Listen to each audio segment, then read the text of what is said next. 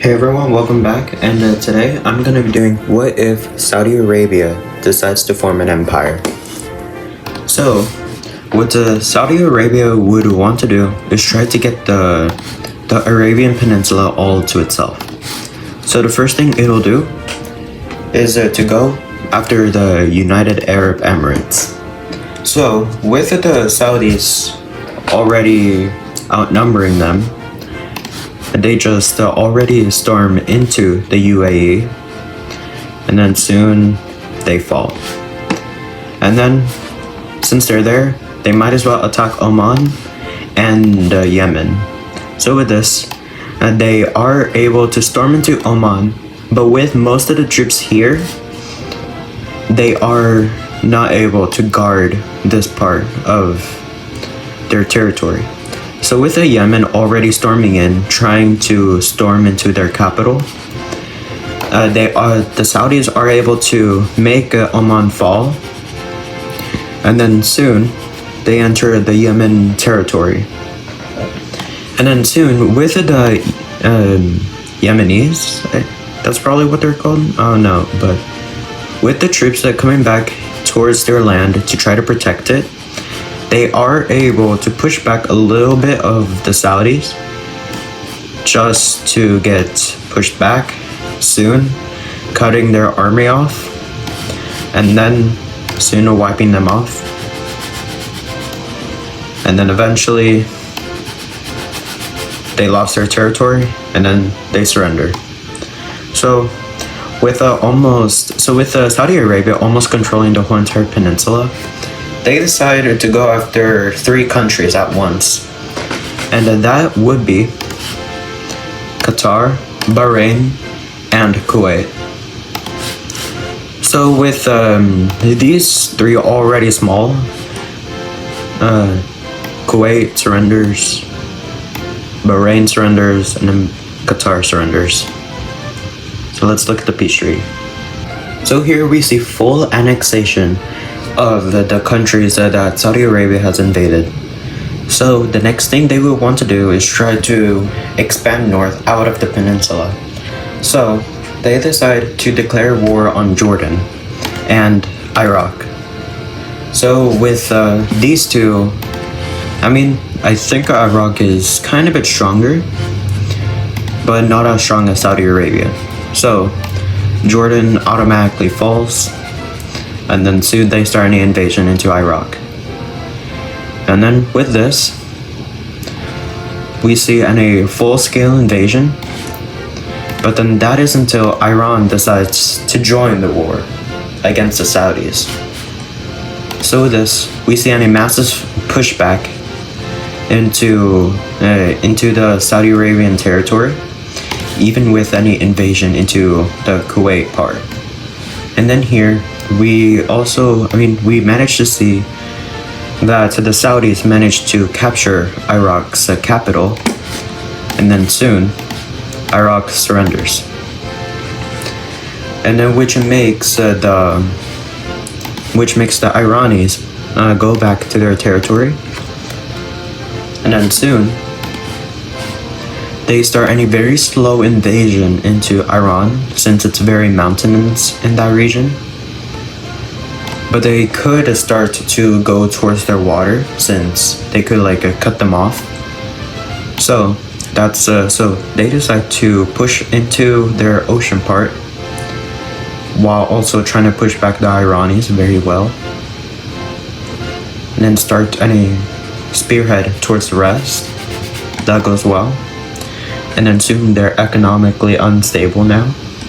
And with the Saudis already passing through the terrain, they managed to go towards the Caspian Sea, and then soon their capital falls. And then soon after a while, Iran surrenders. So let's look at the peace treaty. So here's the peace treaty with them 3. Iran is economically unstable now since they lost their coast, but at least they still have the Caspian Sea. And then soon Iraq was fully annexed, and then Jordan was also fully annexed. So they decided to go and declare war on Syria. and Lebanon. So with the Syrians coming out of the civil war, they are a little bit weak, but they are able to hold their ground for a while until they tried to push their troops over to the northern part, but soon that led an invasion into the bottom part of Syria.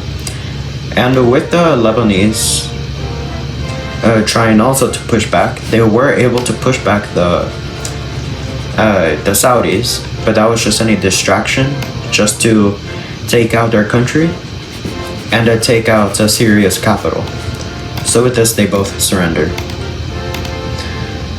So since they're there, they decide to declare war on Israel. So with this, we see a massive invasion, and then soon their capital falls, and then they surrender. And then since they're there, they might as well declare war on Egypt. And then soon, they are in a stalemate, but after a while, they do manage to push into their territory a little. And then soon, they manage to get all of the peninsula.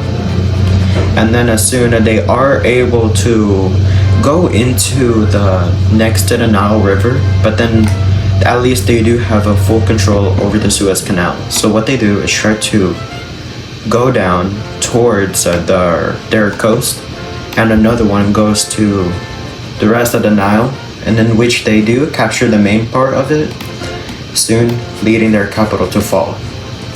But with that, they are able to push back the Saudis more into their front line. And then they also do any naval invasion into this part, recapturing their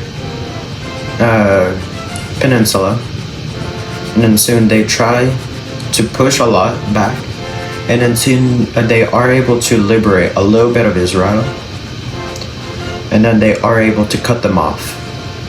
But then eventually they do lose their coast entirely in the northern part. And then with more Saudis coming in, they storm in too, soon recapturing Israel, and then soon pushing the Egyptians out of the canal, in the Suez part, or in the peninsula. So with this, they go back into the naval invasion, and then they start invading more of their territory, soon linking up with the main front. And then with this, Egypt surrenders. So let's look at the peace treaty. Here's the peace treaty. We see the northern part of Egypt taken, while they have a little bit of coast left. So they're very weakened. So they go over to Libya and then ask them if they could become Libyan. I don't know, but anyways, they decide to annex the rest of Egypt. So the Saudis sees this, and then they are completely angered. So they declare war on Libya. So with this, they start marching through their territory in all sides, and then soon a spearhead goes out and tries to capture their coast. And then soon this part was go over to the Saudis. And then with this spearhead coming down, trying to split Libya from Egypt, they managed to do that. And then soon this entire part falls over to the Saudis. And then soon, with Libya realizing that they were gonna lose either way, they decide to surrender early. So let's look at the peace treaty. So here's the peace treaty. Here we see Libya split into three but first Egypt gets fully annexed with the remaining territories, and Libya, their right part, gets annexed, while their middle part gets into a puppet state, while the left part is just the Libyan government. So with this, they decide to go over to Tunisia and then say to them that it is fine with them to annex the rest of Libya. So Tunisia is just hesitant because they don't want to be invaded, But they decided to just do it since they tried to form any non-aggression pact with the Saudis. And then they won't invade them if they do annex them, like how they did with Libya and Egypt. So with this, they now have a buffer zone with the rest of Northern Africa. So with this, they decided to look at Turkey and Cyprus. So what they do is declare war on Turkey and Cyprus. But since Greece is also holding some territories in Cyprus, that means Greece is also getting in the war. So with this, we see a massive invasion into the island, and with the Turkish army being unprepared, they storm in, soon connecting up with the Black Sea, and then soon they go towards their capital, eventually capturing it, and then soon it's just Istanbul left of Turkey, and then soon Greece decides to surrender. But since there is some British occupation zones, the UK joins the war. But then eventually, they wouldn't have a point in just sending their military through here and then the Mediterranean Sea and then struggle to make a landing. So with Istanbul falling, they realized that there would be no point in just trying to liberate Greece and Turkey, and also in Cyprus. So as fast as they joined the war, they left the war. So let's look at the peace treaty.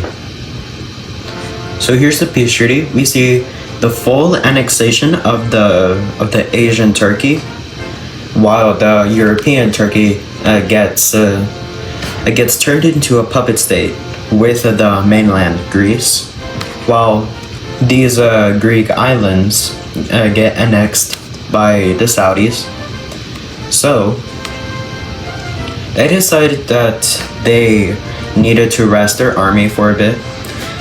So after a few years, they decided to declare war on a lot of countries.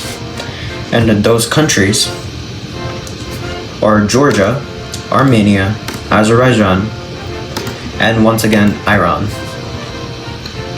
So with Afghanistan and Turkmenistan seeing this, they declare war, and that this could be any chance Pakistan decides to join the war.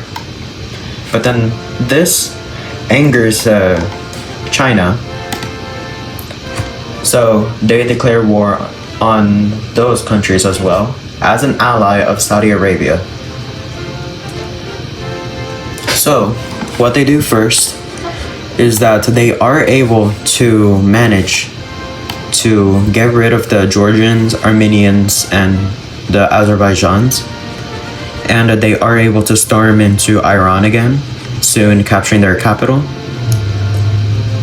And then soon an invasion into southern Pakistan, and then soon they manage to get their coast, and then they start climbing up.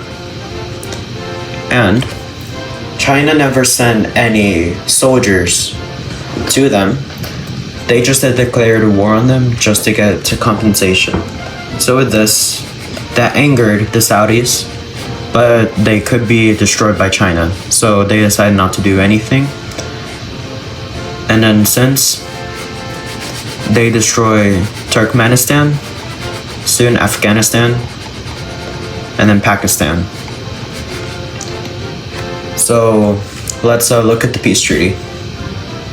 So here we see the full annexation of Georgia, Armenia, Azerbaijan, Turkmenistan, and Iran.